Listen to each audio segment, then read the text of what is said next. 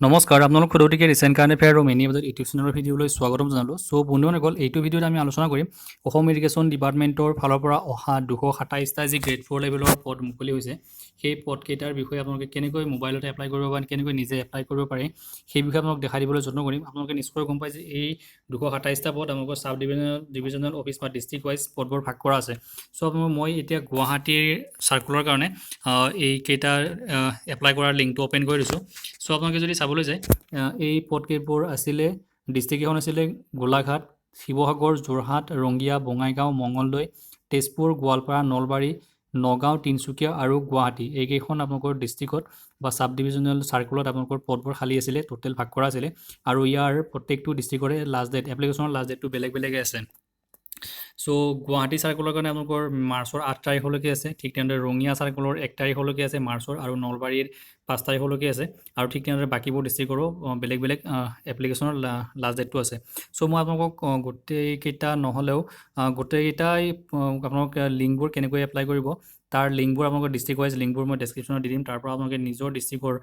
যিটো লিংক আছে এনেকুৱা ধৰণৰ লিংকটোলৈ আহিব পাৰিব, আৰু সেইটোত আপোনালোকে এপ্লিকেশ্যনৰ লাষ্ট ডেটটো চাই ল'ব পাৰিব আৰু এপ্লিকেশ্যনটো কৰিব পাৰিব। চ' এতিয়া মই অ'পেন কৰি ৰাখিছোঁ গুৱাহাটী চাৰ্কুলৰ কাৰণে। গুৱাহাটী চাৰ্কুলত টোটেল 99টা পদ খালী আছে। ইয়াৰ এপ্লিকেশ্যনটো 22ৰ পৰা আৰম্ভ হৈছে, 8 তাৰিখলৈকে থাকিব। চ' এইকেইটা পদত এপ্লাই কৰিবৰ কাৰণে আপোনালোকে কি কৰিব লাগিব, প্ৰচিড টু ক্লিক হেয়াৰত ক্লিক কৰিব লাগিব। এইটো যদিহে আপোনালোকে গুৱাহাটী চাৰ্কুলত এপ্লাই কৰে, আৰু যদি আপোনালোকে বঙাইগাঁও বা মঙলদৈ বা অন্য চাৰ্কুলত এপ্লাই কৰে, তেনেহ'লে আপোনালোকে বেলেগে বেলেগে এপ্লিকেশ্যনবোৰ কৰিব লাগিব, আৰু সেই নিৰ্দিষ্ট লিংকৰ পৰা গৈহে আপোনালোকে এপ্লিকেশ্যনবোৰ কৰিব পাৰিব। চ' মই আপোনালোকক গুৱাহাটী চাৰ্কুলখন দেখাই দিছোঁ। চ' ইয়াত আপোনালোকৰ ডকুমেণ্টছৰ ইনষ্ট্ৰাকশ্যনবোৰ দিয়া আছে, ডকুমেণ্টৰ চাইজ কিমান হ'ব লাগিব বা কি কি ডকুমেণ্টছ আপলোড কৰিব লাগিব। চ' আপোনালোকে যদি চাই, ফটোগ্ৰাফৰ চাইজটো দিয়া আছে 20ৰ পৰা 50 KBৰ ভিতৰত আছে। তাৰপিছত ছিগনেচাৰৰ দিছে 10ৰ পৰা 30 KBৰ ভিতৰত হোৱা হ'ব লাগিব,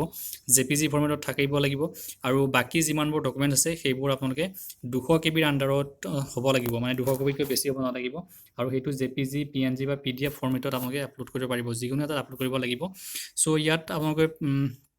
যিহেতু এই পদবোৰৰ কাৰণে এপ্লিকেশ্যনটো আপোনালোকৰ ক্লাছ 8 মিনিমাম ক্লাছ 8 পাছ কৰা বিচাৰিছে। চ' আপোনালোকে চাই ল'ব, ক্লাছ 8ৰ যিসকলে পাছ কৰিছে তেওঁলোকে এপ্লাই কৰিব পাৰিব, বা যিসকলে মেট্ৰিক পাছ কৰিছে তেওঁলোকেও এপ্লাই কৰিবলৈ পাৰিব। চ' আৰু যিসকলে হাই ছেকেণ্ডেৰী পাছ কৰিছে, হাই ছেকেণ্ডেৰীটো যিসকলে পাছ তেওঁলোকেও এপ্লাই কৰিব পাৰিব। তেওঁলোকে সেই হাই ছেকেণ্ডেৰীবোৰ দিব লাগিব, আৰু তাৰ চাৰ্টিফিকেটবোৰ আপলোড কৰিবলৈ লাগিব। চ' এইখিনি আপোনালোকে এপ্লিকেশ্যন কৰোঁতে মই আপোনালোক গোটেইখিনি কথা দেখাই দিম। চ' এমপ্লয়মেণ্ট এক্সচেঞ্জৰ কাৰ্ডটো আপোনালোকে দিব লাগিব, কাষ্টৰ চাৰ্টিফিকেটবোৰ আপোনালোকে যদিহে এপ্লিকেবল হয় তেনেহ'লে তাত দিব লাগিব। আপোনালোকে চাওক, ৰেচিডেণ্টেল চাৰ্টিফিকেট, PRC, আধাৰ কাৰ্ড বা ভোটাৰ ID যিকোনো এখন আপলোড কৰিব লাগিব। পাৰ্চনেল ডিছেবিলিটিছৰ চাৰ্টিফিকেট যদি আপোনালোকে এপ্লাই কৰে, তেনে তাৰ যদি আপোনালোকে হয় তেনেহ'লে তাৰ চাৰ্টিফিকেটটো আপলোড কৰিব লাগিব, আৰু লগতে EWSৰ দিব লাগিব। আৰু ডিক্লাৰেশ্যন ফৰ্ম A, মানে আপোনালোকৰ ফেমিলি স্মল ফেমিলি নৰ্মছৰ যি ডিক্লাৰেশ্যন ফৰ্ম A আছে, সেইখন আপোনালোকে স্কেন কৰি আপলোড কৰিব লাগিব। চ' মই আপলোড যেতিয়া কৰি আছিলোঁ, আপোনালোকে চাওক, গুৱাহাটীৰ কাৰণে আপোনালোকৰ ডিক্লাৰেশ্যন ফৰ্ম এইখন লাগিছিলে, কিন্তু ৰঙিয়া চাৰ্কুলৰ কাৰণে এইখন আপোনালোকৰ নালাগে। চ' এতিয়া নিৰ্দিষ্ট যদিহে আপোনালোকে বাকী ডিষ্ট্ৰিক্টবোৰ মই চোৱা নাই বাৰু, বাকী ডিষ্ট্ৰিক্টবোৰ হয়তো লাগিব পাৰে বা কিছুমানত নালাগিব পাৰে। যদিহে লাগে তেনেহ'লে আপোনালোকে এইখন উলিয়াই কেনে কি দি দিব পাৰিব। এই ডিক্লাৰেশ্যন ফৰ্ম এইখন মানে আপোনালোকে যি বাকী ডিপাৰ্টমেণ্টত এপ্লাই কৰে সেই একেখন ফৰ্মে আপোনালোকে ফিল আপ কৰি কেনে স্কেন কৰি আপলোড কৰিব লাগিব। চ' এইখিনি আছিল কথাটো। এতিয়া আপোনালোকে এপ্লাই কৰিবৰ কাৰণে প্ৰচিডত ক্লিক কৰি দিয়ক, তলত থকা এই বটনটোত ক্লিক কৰি দিয়াৰ লগে লগে আপোনালোকৰ সন্মুখত এনেকুৱা দৰে পেজটো খোল খাব। ইয়াৰ পৰা আপোনালোকে কি পোষ্টত এপ্লাই কৰে সেইটো আপোনালোকে চিলেক্ট কৰি ল'ব পাৰিব। চ' ইয়াত গ্ৰেড 4টো আপোনালোকে চিলেক্ট কৰিলে, তাৰপিছত আপোনালোকে ক্লিক হিয়াৰ টু প্ৰচিড টু নেক্সট ষ্টেপত ক্লিক কৰি দিব। তাৰপিছত আপোনালোকে নেক্সট ষ্টেপলৈ গৈ পাব। চ' এইটো আপোনালোকৰ ছেকেণ্ডটো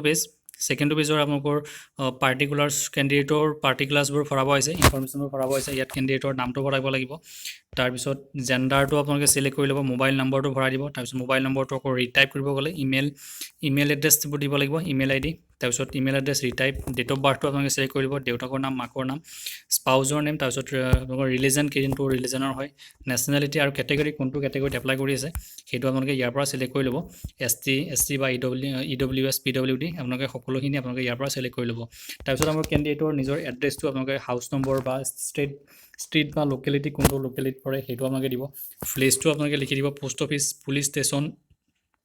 ডিষ্ট্ৰিক্ট পিনক'ড আৰু কোনটো ষ্টেটৰ হয় আৰু অভিয়াছলি অসমৰে হ'ব গতিকে আপোনালোকে এইটো আপোনালোকে চিলেক্ট কৰি ল'ব তাৰপিছত যদি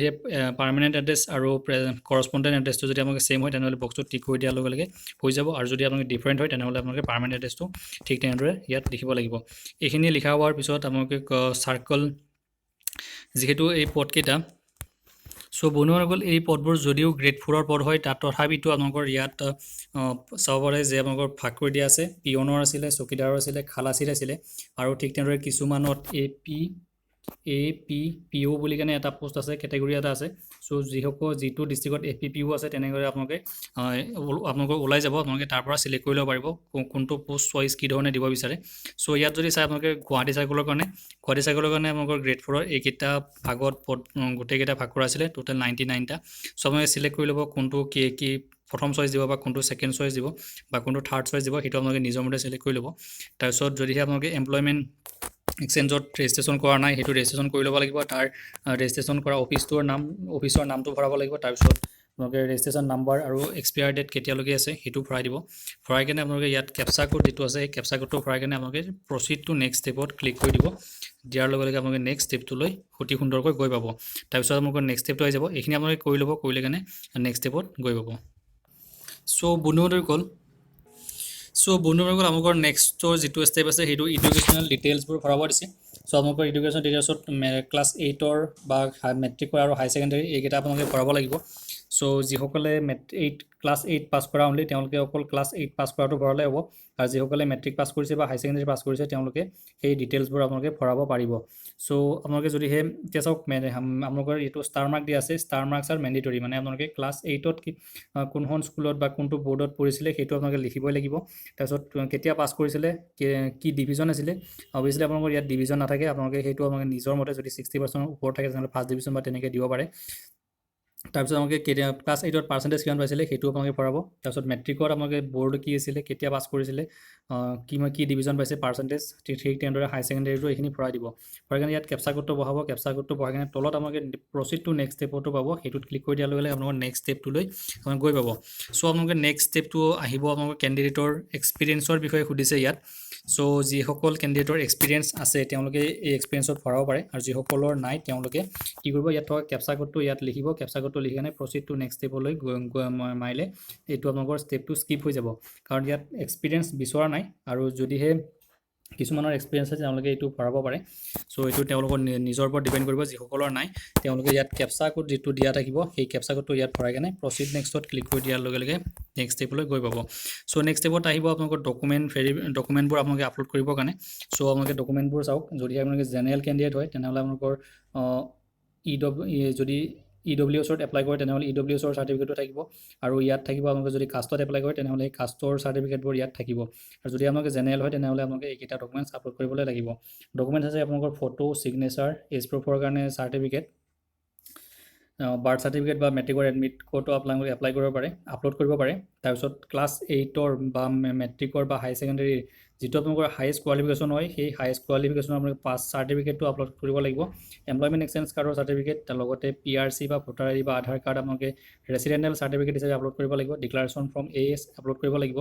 আৰু যিসকলৰ এক্সপিৰিয়েঞ্চ আছে তেওঁলোকে এক্স ছাৰ্ভিচমেনৰ ডকুমেণ্টছটো আপলোড কৰিবলৈ লাগিব এইখিনি ডকুমেণ্টছ আপলোড কৰিব এইখিনি ডকুমেণ্টছ এটা এটাকৈ চিলেক্ট কৰিব এতিয়া ছাপ'জ এটা এটাকৈ চিলেক্ট কৰি আপোনালোকে ব্ৰাউজ কৰি কেনে ইয়াত থকা আপলোড বটনত ক্লিক কৰি দিয়াৰ লগে লগে ডকুমেণ্টছবোৰ আপলোড হৈ যাব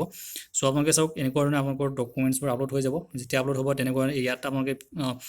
ভিউত ক্লিক কৰি কেনে ডকুমেণ্টছবোৰ আপোনালোকে ঠিকে আপলোড কৰিছে নাই সেইটো চাই ল'ব পাৰিব চ' এইখিনি কৰাৰ পিছত আপোনালোকে তলত কেপচা কোড থাকিব কেপচা কোড থকাৰ পিছত তলত যিটো প্ৰচিড ষ্টেপ থাকিব সেইটোত ক্লিক কৰি দিয়াৰ লগে লগে আপোনালোকৰ নেক্সট ষ্টেপটোলৈ আপোনালোকে গৈ পাব